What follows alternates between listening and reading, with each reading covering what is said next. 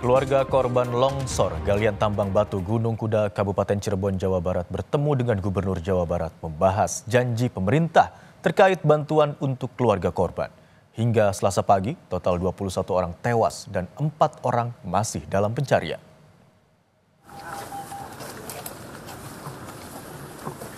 Pertemuan antara keluarga korban dan sejumlah instansi di bawah Pemprov Jawa Barat berlangsung di kantor Gubernur Jawa Barat.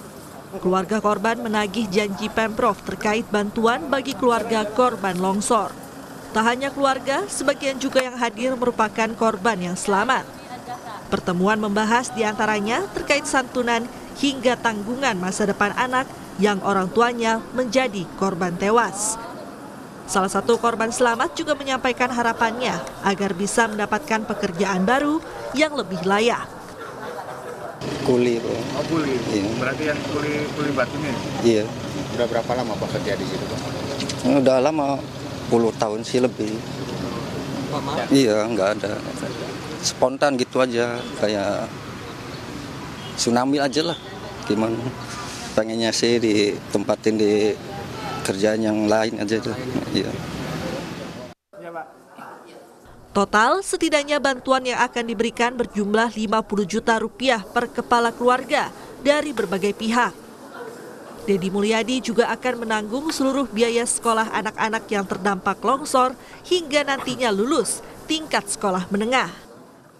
Hari ini ada 2 lembaga yang akan memberikan bantuan pada ibu untuk kehidupan. Ini kan beberapa bulan ke depan itu kan pasti masa kritis. Suami nggak ada, penghasilan per hari nggak ada. Nanti ada bantuan untuk beberapa bulan ke depan agar ibu survive. Seluruh anak-anak yang di bawah umur, baik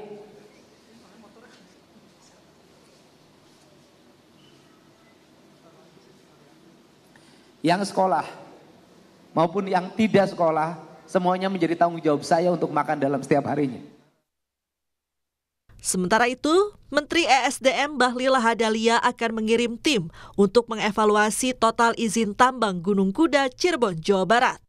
Polisi menyebut 2 tersangka mengabaikan larangan pengelolaan tambang yang dikeluarkan Dinas ESDM Jawa Barat pada Januari 2025. Menyangkut dengan tambang, hari ini tim saya akan ke lokasi dan saya akan ikut ke sana nanti, apakah besok atau lusa. Tapi yang jelas itu kan galian C. Galian C ini sesungguhnya izinnya kita limpahkan dan pengawasannya ke daerah, ke gubernur. Tapi dengan kondisi kayak begini tidak menutup kemungkinan untuk kita melakukan evaluasi total. Ya. Kepala Dinas ESDM Provinsi Jawa Barat Bambang Tirto Yuliono juga menjelaskan, tambang yang dikelola Koperasi Pondok Pesantren Al-Azhariyah itu sudah berkali-kali mendapat peringatan terkait risiko keselamatan kerja. Bambang menegaskan pihaknya resmi mencabut izin operasional buntut insiden longsor di Gunung Kuda Cirebon. 2024 itu tidak memiliki dokumen RKAB. Ya, jadi ini sudah diingatkan berkali-kali.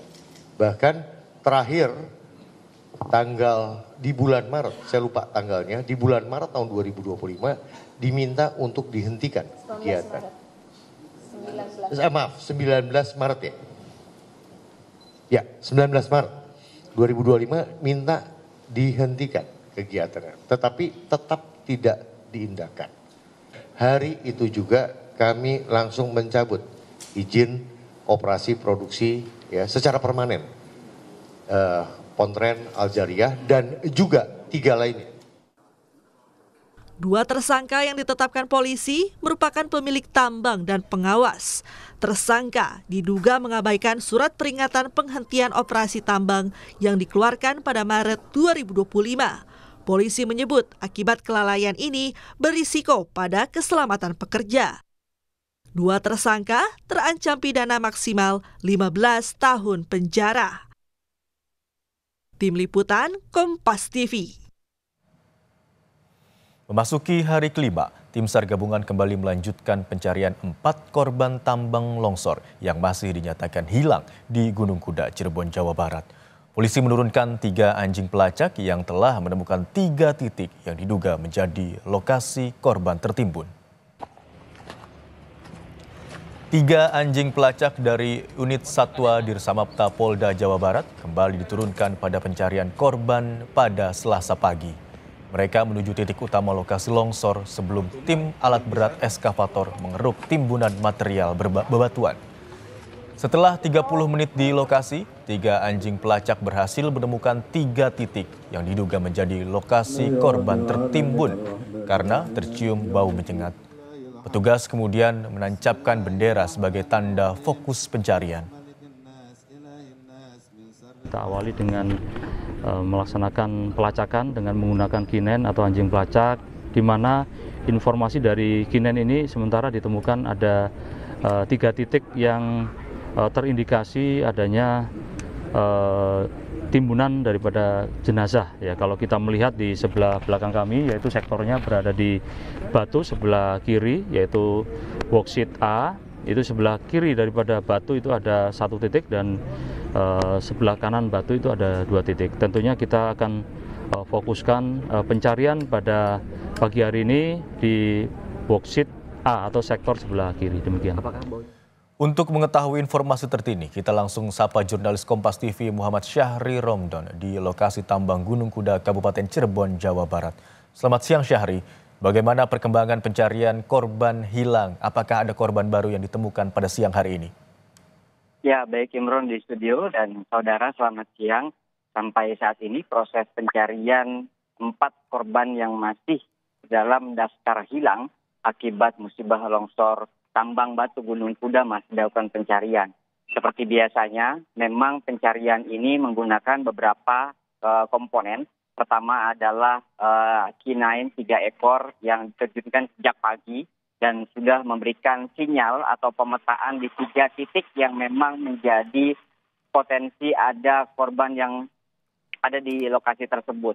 Kemudian petugas mengerahkan sejumlah alat berat untuk mengeruk dan mencari, karena memang kita ketahui bahwa material longsoran di titik ini adalah bebatuan, sehingga sangat tidak mungkin atau kesulitan apabila dilakukan secara manual.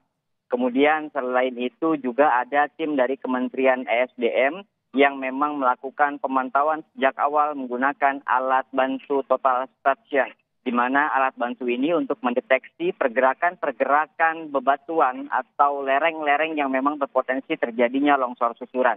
Kalau kami coba amati, Fahim, di sini dalam penanganan kasus dibagi menjadi 3 hal. Pertama adalah di mana potensi, maksud kami adalah tim fokus untuk mencari para korban yang memang masih tertimbun di lokasi tersebut. Penanganan yang kedua adalah penanganan kasus hukum yang sudah masuk ke dalam ranah pidana, di mana 2 orang sudah ditetapkan sebagai tersangka dan 8 orang telah diperiksa. Baru saja kami tadi mendengar informasi terbaru dari Kapolresta Cirebon Kombes Pol Sumarni yang menyatakan bahwa pihaknya akan juga berusaha memeriksa beberapa dinas dan juga kementerian yang memang memiliki kaitan erat dengan perizinan dan teknis pengawasan. Hal ini akan menjadi salah satu pengembangan yang bisa jadi menjadi terbukanya, terungkapnya proses perizinan seperti apa yang hingga akhirnya mengakibatkan kesalahan-kesalahan secara penambangan, metode penambangan, tidak diindahkannya soal K3 dan lain sebagainya. Nah, poin yang ketiga yang ingin kami sampaikan adalah penanganan terhadap korban terdampak dari musibah ini. Yakni dari sejak kemarin pemerintah berusaha untuk memberikan bantuan baik dari kabupaten kemudian provinsi Jawa Barat kepada para korban yang terdampak dari musibah longsor ini. Baik mereka yang anggota keluarganya meninggal dunia ataupun luka-luka. Dan hari ini kami mendapatkan informasi terbaru, Imron, bahwa ada dari wakil Kementerian Sosial, itu informasinya akan berkunjung ke Kabupaten Cirebon menemui sejumlah korban yang terdampak dari musibah longsor ini dan juga akan meninjau lokasi, akan melakukan asesmen dan pencatatan yang bisa menjadi salah satu rekomendasi perbaikan agar ke depan upaya-upaya ini dapat dilakukan, upaya-upaya penanganan ini dapat dilakukan secara simultan dan secara komprehensif oleh seluruh pihak terkait.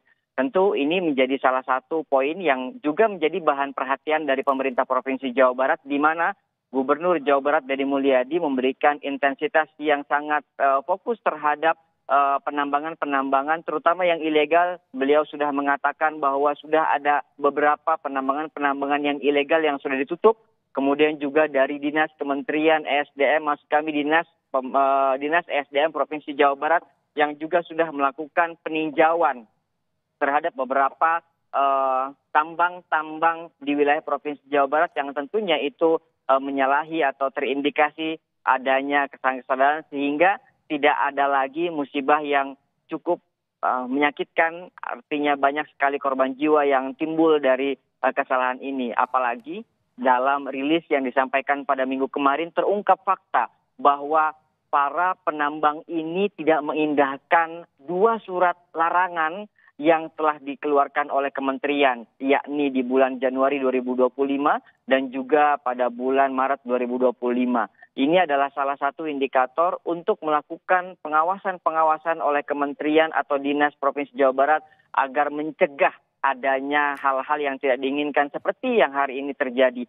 Ada 21 orang yang meninggal dunia dalam kasus ini dan 4 lainnya masih dilakukan pencarian. Tampaknya saat ini Imron sudah dalam upaya memasuki waktu istirahat sehingga akhirnya sejumlah alat berat yang semula difokuskan sejak pagi bahkan sejak hari pertama digunakan pada jam tertentu memang dihentikan sementara waktu momen istirahat ini, kemudian nanti akan kembali dilanjutkan pada pukul siang nanti. Tentu kami berharap agar 4 korban yang masih dalam daftar hilang dan terus dicari keberadaannya dapat segera ditemukan dan dalam kondisi apapun tentu itu sangat diharapkan nanti oleh para keluarga korban yang sampai sejak awal masih menanti keberadaan dan informasi para korban ini.